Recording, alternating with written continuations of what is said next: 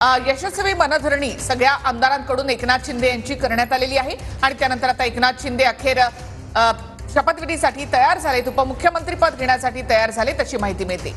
राजकीय नाट्य हे संपलेल्या अवघ्या 3 तास आता शपथविधीला बाकी आहेत। या सगळ्या नाट्यामधून एकनाथ शिंदेंना नेमकं काय साध्य झालं हे कदाचित आपल्याला पुढच्या शपथविधीपर्यंत कळेलच, पण आमदारांकडून एकनाथ शिंदेंची यशस्वी मनधरणी करण्यात आली आणि एकनाथ शिंदेंसाठी राजभवनावर आता पत्र सुद्धा पाठवलं जाणार आहे। गिरीश, तीनही नेते एकत्रच शपथविधी सोहळ्याच्या ठिकाणी पोहोचतील की वेगवेगळे पोहोचतील, काय माहिती मिळते आणि आता एकनाथ शिंदे नेमके आहेत कुठे, कोण कोण आमदार सध्या त्यांच्याशी काही चर्चा करतायत का? 3:30 वाजता अमित शहांसोबत तीनही नेत्यांची बैठक होणार अशीही माहिती मिळते, तर त्या संदर्भात काय अपडेट?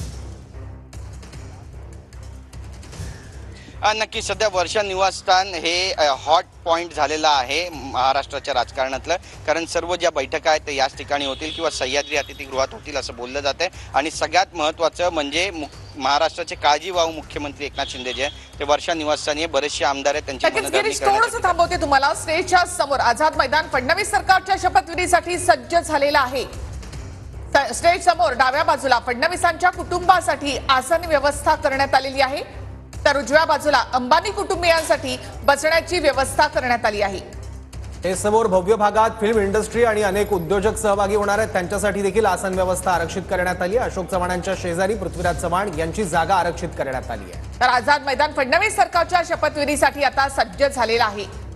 मोठा एक महासोहळा खरं तर या ठिकाणी होत आहे। शपथविधी सोहळ्याची स्टेजवरची ही दृश्य आपण पाहतो, तसंच लाडक्या बहिणीच्या आहेत त्या ठिकाणी भगव्या रंगाच्या साड्या घालून या सोहळ्यामध्ये सहभागी होण्यासाठी आलेले आहेत। या सगळ्या सोहळ्याच्या केंद्रस्थानी आहे भगवा रंग आणि लाडकी बहीण सुद्धा, की जिचा फार महत्त्वाचा वाटा होता या सगळ्या महायुतीच्या विजयात, त्यामुळे त्यांचा सुद्धा सहभाग असणार आहे, त्यांची सुद्धा उपस्थिती या सोहळ्यात महत्त्वाची असणार आहे। स्टेज समोर मुख्य भागात फिल्म इंडस्ट्री आणि उद्योजकांसाठी आसन व्यवस्था करण्यात आली आहे। नक्की सौरभ, आणि आपण पाहिलं की नागपूरमधून देखील लाडक्या बहिणींना या सोहळ्यासाठी निमंत्रित करण्यात आलेलं आहे।